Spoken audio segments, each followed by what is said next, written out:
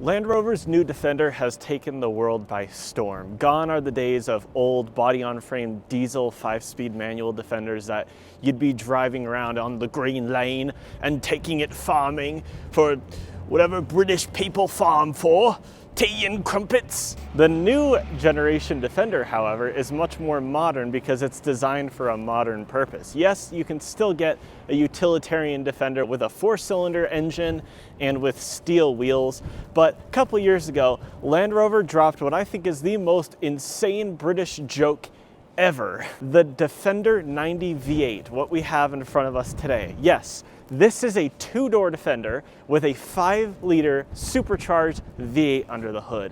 And I can't think of anything funnier as a British joke than a 2-door Defender that does 0 to 60 in less than 5 seconds. The most recent top of the range, highest performance Defender is the new Defender Octa, which is going to have something like 600 horsepower, but it's only available in a 4-door configuration.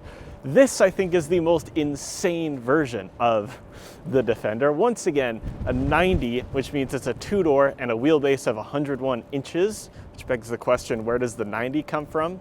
Don't know, that's an old Defender thing. And it does 0 to 60 in under 5 seconds. It has 518 horsepower, screaming supercharged V8 horses under the hood. It's completely ridiculous, and I am absolutely in love with this car for 2 reasons. Number one, I love little 2-door SUVs. They're kind of a niche product, and you don't normally often see them. They always don't sell very well, so they're kind of unicorns, and I find them interesting, except for the obvious ones like the 2-door Wrangler or 2-door Bronco. I'm thinking obscure stuff like the 2-door Freelander and the 2-door Isuzu Trooper Rodeo, whatever it was called. So those are already quite ridiculous and pretty insane and funny. And on the other hand, the second reason is the fact that I absolutely love when a manufacturer takes a common off-roader, think Jeep Wrangler, and then fits a monstrously powerful engine underneath the hood that it really shouldn't have because it's irresponsible and dangerous. Think Wrangler Rubicon 392.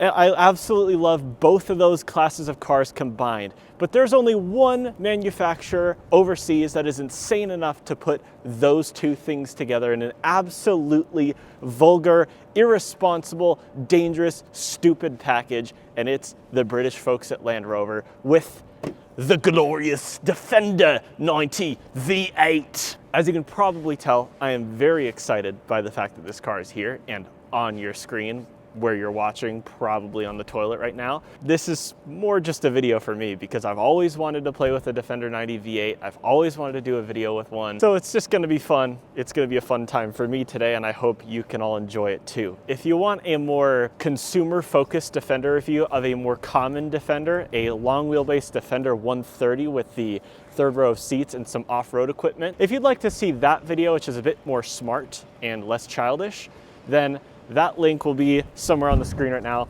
So I suggest you check that out after watching what I think is the ultimate Defender, the 90 V8 once again. So let's take a review type tour of it. We start our review type tour at the back of the Defender 90 V8. And once again, as you can see, this is the short, the stubby Defender.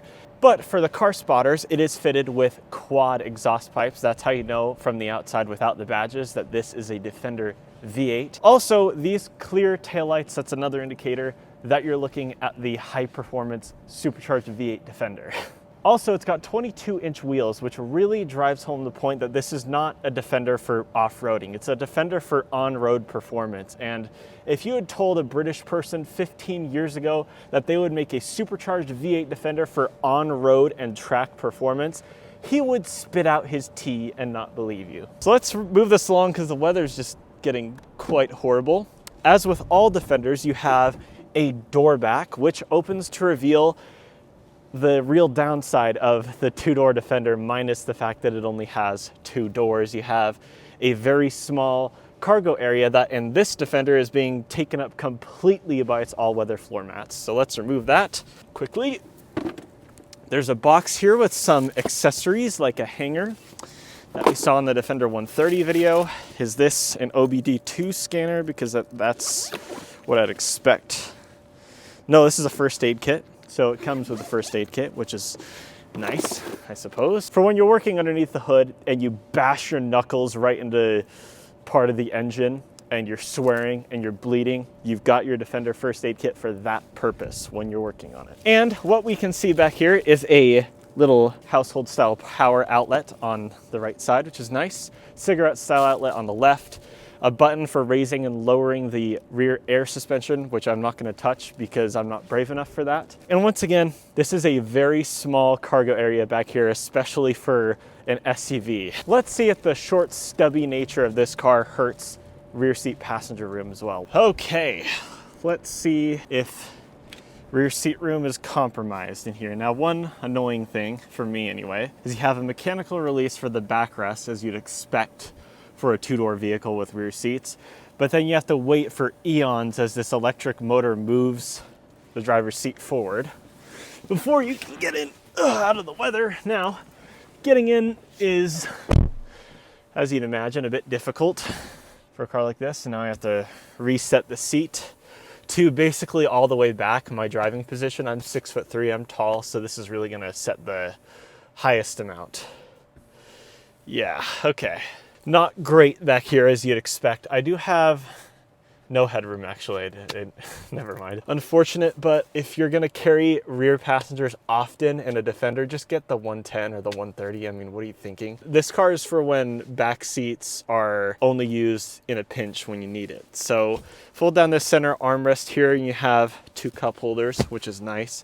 You've also got a full automatic climate control setup back here in the back of the front center console, which is pretty cool. And on the side here, you have this plastic panel with a bit of storage right here that almost looks like one of those grab handles like up front to close the door, but there's no door back here, which is weird, but there's a little storage area. I guess you could fit half of your phone in it, maybe. There's a speaker cover up here in aluminum, which is nice. Grab handle right here, and up here, there is, I believe that's a hook for your clothing, which is sweet. So these are all downsides compared to the regular Defender 110, obviously, and 130. But there is one upside, which is the fact that when you're sitting back here, you actually get to utilize this Safari window up here. So you got plenty of windows back here, including this huge sunroof, a massive, wide, huge window right here for rear passengers to enjoy, and they can look up into the monkeys in the trees on their Safari that they're not going to be on because they're in a Defender 90 V8, but you can look up through this window. In the 110, this window is still here, but it's behind where the rear passengers sit, so it's kind of useless if you ask me. But in the 90, it's a better execution of this window. You can actually enjoy looking out of the car back here, although you won't really enjoy the amount of room that you have. You won't really enjoy the process of getting in and out because it's difficult, and you won't really enjoy the fact that the person in front of you spent $100,000 on a two-door Defender with a supercharged V8, but the driver up front is going to be very happy. So at great expense and effort, it's time to wait for the seat to move forward so that I can get up front. Stepping in the driver's seat of the Defender 90 V8, and hold on. Oh yeah, sitting right here, pretty much everything is exactly the same from the driver's perspective as it is in the Defender 130 that I've also reviewed, so I'm not going to go into that much detail, but one change that you do have is an Alcantara wrapped steering wheel right in front of you, which is awesome when it's new, but down the line it'll start to get a little gross and worn. It's showing a bit of wear on top. That's not very nice, but I will say, when you run along with your hands, it feels absolutely lovely. Also, it's nice to see shift paddles on the back, which again, this is the sporty, cool Defender, so you're gonna wanna be able to bang through your gears. And again, once again, if you'd told some British guy 20 years ago who works on a farm with his Defender 200 TDI from 1993 that there was gonna be a Defender with an Alcantara wrapped steering wheel, shift paddles on the back, and a 5-liter supercharged V8 up front, he would not believe you. But it's here, and I am thankful for that, very thankful. There are some exposed bolts right here to make this interior feel a little bit more rugged and utilitarian, which is a nice little touch. Looks quite nice, but it still has a bit of luxury to it. There's a leather part of the door panel up here. The leather armrest down here is nice, and you've got this beautiful aluminum speaker cover for the Meridian sound system down there. So it's got a touch of luxury and refinement, but also utilitarianness and ruggedism. Those are two words that I probably just made up. And you have more of these exposed bolts on this centerpiece right here. You can get a Defender 90 with a 3-seat bench arrangement up front, but unfortunately you can't have that with the V8. I know they were this close to perfection and they missed the mark, but what you have here is just the normal center console that you'd expect. You've got a cooler box right here for storing your sandwiches or your drinks or whatever, which is nice. You can put water in there and cool it down, so when the car breaks down and you're sitting on the side of the road in the hot sun sweating, you can keep yourself hydrated with cold water thanks to your cool box. Also, in front of that, you have a wireless charger, and then in front of that, a couple cup holders. In front of that, a big storage area and a couple charging outlets, USB-C, USB-A, and a cigarette-style charging outlet as well. And up for that, you have your automatic climate control, which are traditional buttons and rotating dials, which is nice to see. You've also got heated and cooled seats up front, which is great. Controls for your air suspension. You've got a button for your low range on the gearbox. Once again, it is still a Defender. It needs to have low range and some off-road capability, which is nice. And this electronic shifter, which operates the 8-speed automatic transmission. And up from that, you have Land Rover's Pivi Pro. This is their infotainment system, which I've gone over before, and it's pretty nice. I like the fact that they mounted this tablet and they put all the computer elements in the middle so that the edges feel nice and thin, so it feels like a really nice high quality product right here, and the screen's bright and beautiful and looks great. It also has some cool off-road modes that you get in the Defender, like weight sensing, and it'll tell me that my maximum wading depth in this car is 2 feet 9 inches, and it also senses the water and tells you when it's getting too deep. No one's going to use that in a Defender 90 V8. I hope they won't anyway. And you have your typical other stuff: Apple CarPlay, Android Auto, low traction launch is also here, navigation, your climate comfort, pretty much everything that you'd want in a new age Land Rover Defender is here. It's a good infotainment system and I like it. It's pretty good in terms of technology for a Defender anyway. It's not bad up here. It's pretty much everything that you'd want from a new Defender. But what I want from this specific Defender is to drive it and hear those supercharged V8 noises. So let's look underneath the hood real quick, and then we're going to take this out for a drive. Pretty easy process opening the hood, as you'd expect for a Land Rover. You reveal the 5-liter supercharged V8 that has been in lots and lots of Jaguar / Land Rover products over the years. Think Jaguar F-Pace SVR or Range Rover P525. This is a proven high performance, top of the line type engine that they've been using for quite a while. And in this car, it develops 518 horsepower and 461 pound-feet of torque, and can propel this ridiculous Defender from 0 to 60 in under 5 seconds. And it also comes with a towing rating of 7,700 pounds. But the most important thing is that it makes supercharger noises. I think the wind's pushing my camera. So let's listen to that and take it out on the road, because I can't stand this snow anymore.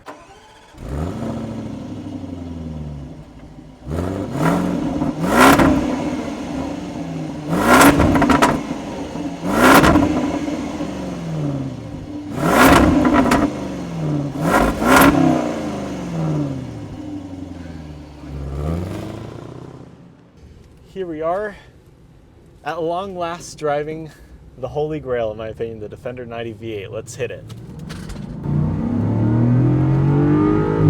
Oh! Yeah! The sound is the first thing that you notice when you put your foot down. It is just this volcanic level of V8 glory that's coming mostly from the back, that loud exhaust, which is just pure sacrilege in a Defender like this. It's just absolutely ridiculous. It is just the business.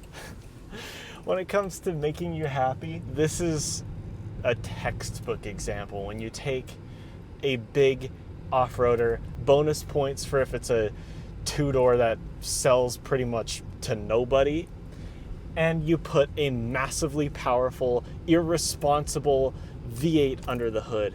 In this age of environmental regulation, in this age of the push to EVs, the push for plug-in hybrids, the shaky future of the internal combustion engine, Land Rover comes along and they bless us with a 5-liter supercharged V8 Defender, which is just especially ridiculous when you consider the context of our time. It's just insane. And the fact that they could have given the V8 only to the Defender 110 and the Defender 130.